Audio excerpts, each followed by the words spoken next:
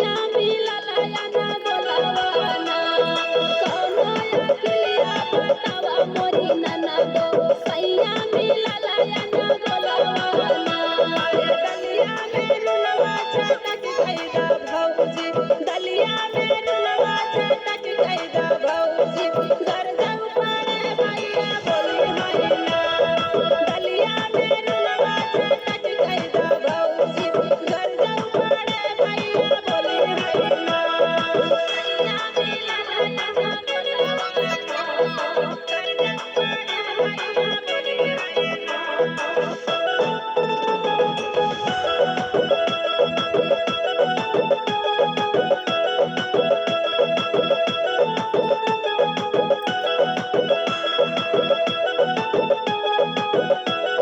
हर खाई के खियाई के अरे निकल गया बेईमानवा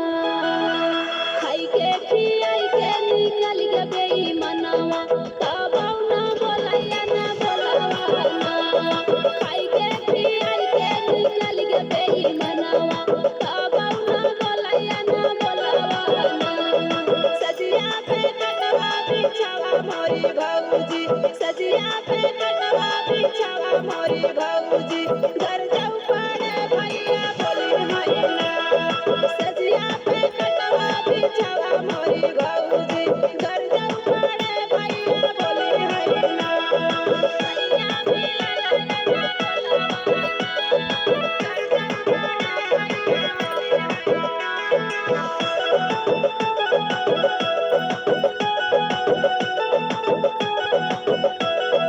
हर सुत के सुताई के चला गा बेईमानवा सुत के सुताई के चला गा बेईमानवा तबौ ना बोलैया ना बोलवाना सुत के सुताई के चला गा बेईमानवा तबौ ना बोलैया ना बोलवाना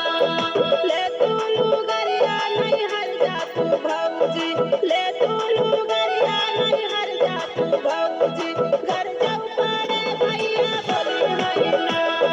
ले तू लुगरिया नहीं हर जा तू भौजी घर जाऊ पड़े भैया बोली है ना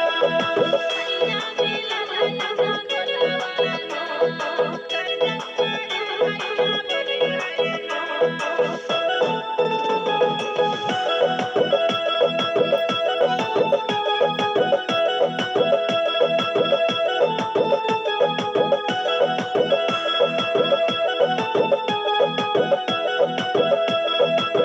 हर जेठ के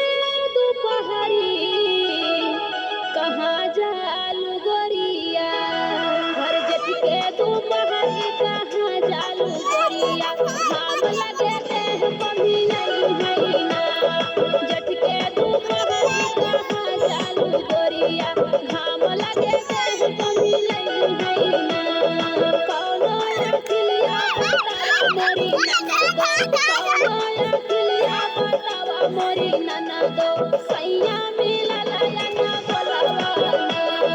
कौनो अकेलिया बतावा मोरी ननदो सैया मिलल या ना बोलवाना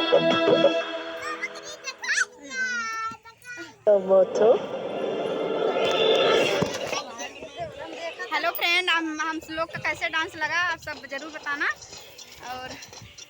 आप अभी शाम हो गई, हम लोग शाम के वीडियो बना रहे हैं और हमारे ब्लॉग वीडियो में आप लोग का स्वागत है, अभिनंदन है। तो हमारी देवरानी की चैनल है, तो आप लोग हमारे इनका भी चैनल है आर्यांश कॉमेडी शो 7379 सपोर्ट करिएगा भैया जी। करिए, हमारा भी और इनका भी, दोनों लोगों का सपोर्ट करिए। हम क्योंकि बहुत मेहनत करके बना रहे हैं वीडियो, आप समझ सकते हैं हम कितना हम डांस किए अच्छे से। अपने जानदारी में बहुत अच्छा डांस किया। आप लाइक कमेंट करना ना भूलें, लाइक सपोर्ट जरूर करना। Bye by.